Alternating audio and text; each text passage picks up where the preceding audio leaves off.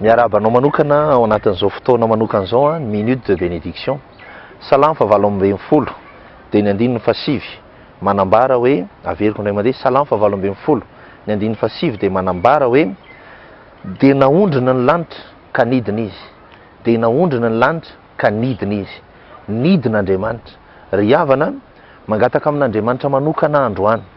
mba hidina eo amin'ny fiainanareo mianakavy kely anie Andriamanitra, hidina ao amin'ny tokantranonareo anie Andriamanitra, ary hampidina izay rehetra fahatsarana fantany fa tokony ho anareo mianakavy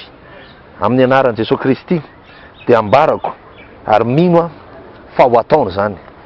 vitany ny ampiondrika ny zavatra rehetra mba tonga ny fiainanao ho tsara lavitra, ho tanterahany aminao anie zany sy amin'ny ankohonanao, amin'ny anaran'i Jesoa kristy. Amen.